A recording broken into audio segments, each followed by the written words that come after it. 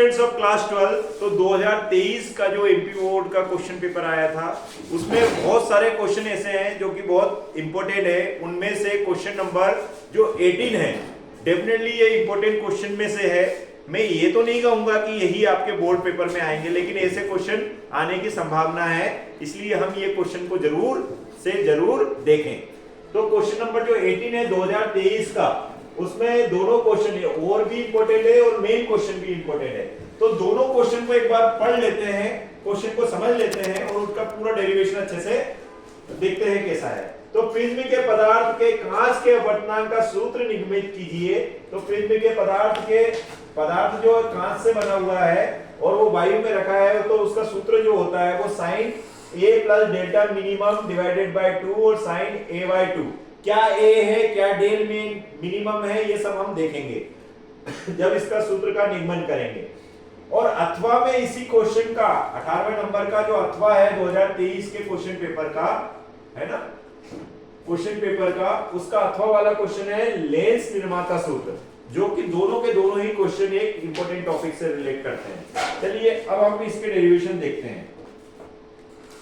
तो जैसा कि आप यहां पर देख रहे हैं, पहला वाला जो क्वेश्चन था वो क्या था, वो क्वेश्चन था प्रिज्म के पदार्थ का अपवर्तनांक के लिए सूत्र, जो कि क्या था, आपका सूत्र था जो हमने डेरिवेशन यहां पर प्रूफ किया है, ये वाला सूत्र था बेटा, ये वाला सूत्र है।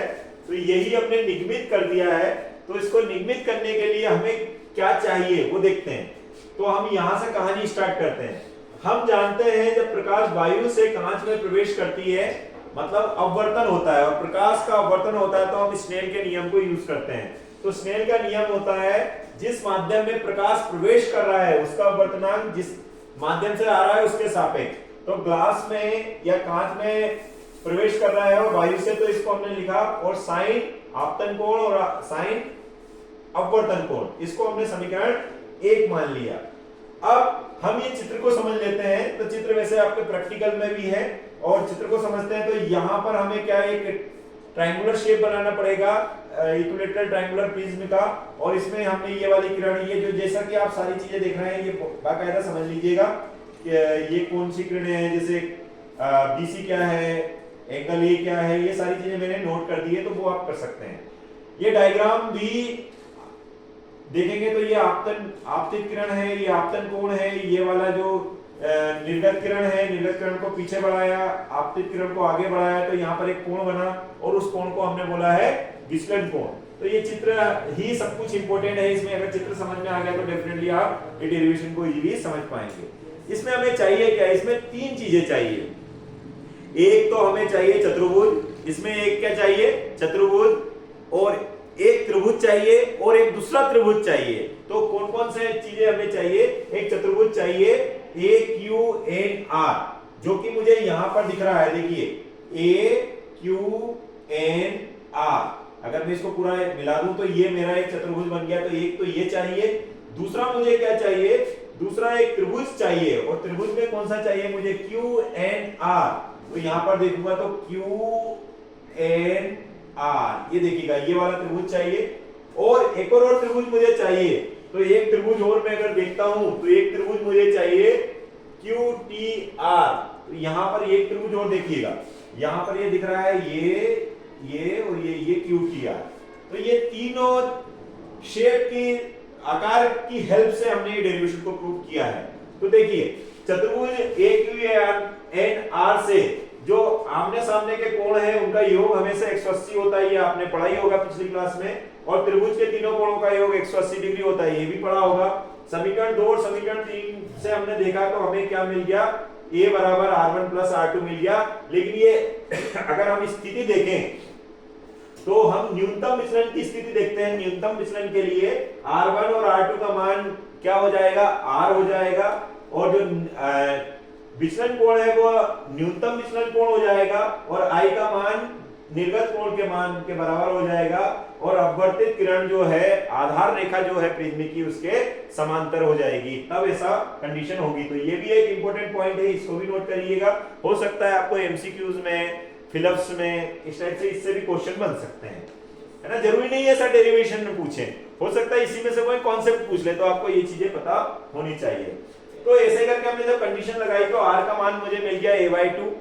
ऐसा ही अब ये त्रिभुज में हमने यूज किया तो ये मिल गया मुझे i का मान, और समीकरण 1 जो हमारा मेन जो सूत्र है जिसको हम स्नेल का नियम बोलते हैं, इसमें i और r का मान रखा, और उसके बाद में हमने ये डेरिवेशन जो पूछा है उतना हमने कर दिया। लेकिन यहाँ तक आने तक बात नहीं बन पाती है, इसलिए हम इसके आगे की एक स्थिति देखते हैं जो कि होती है पतले प्रिज्म के लिए। पतले प्रिज्म के लिए जो कोण होता है वो बहुत छोटा हो जाता है। जब कोण बहुत छोटा हो जाता है तो साइन थीटा को आप थीटा लिख सकते हैं।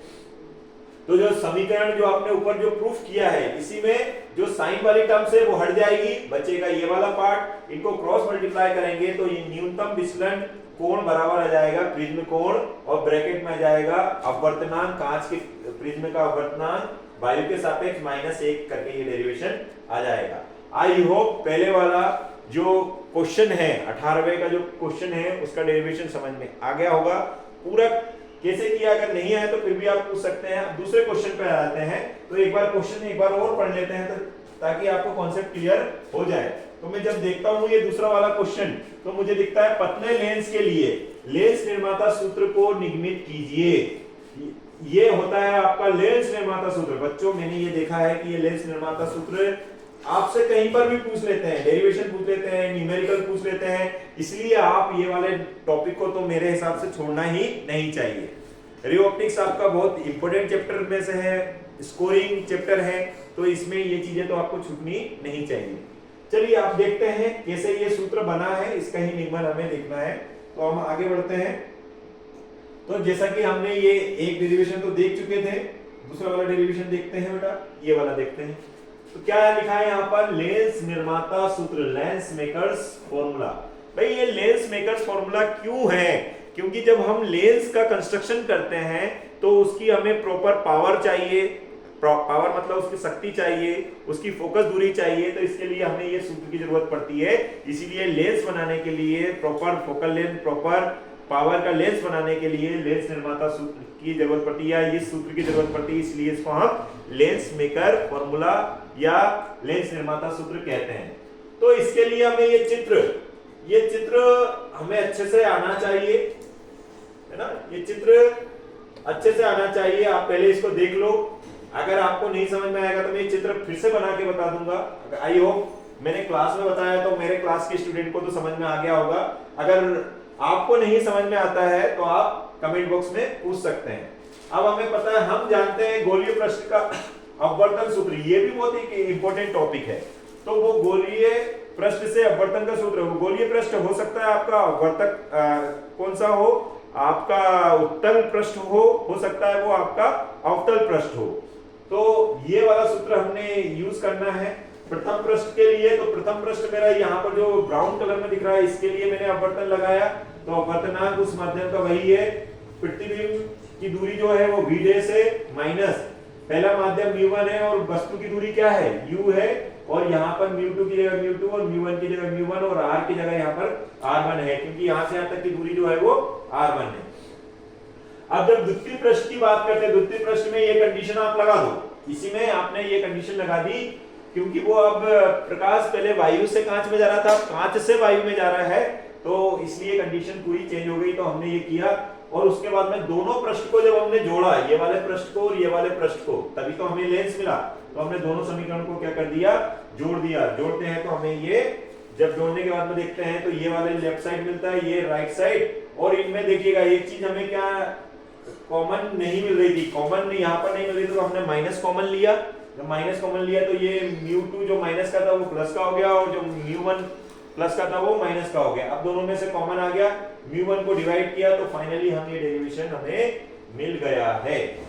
आई होप आप इस कॉन्सेप्ट को समझ पाएंगे, ठीक है।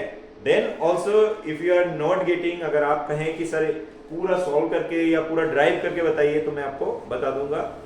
अगर आई होप इतना समझ में आ जाएगा। Thank you.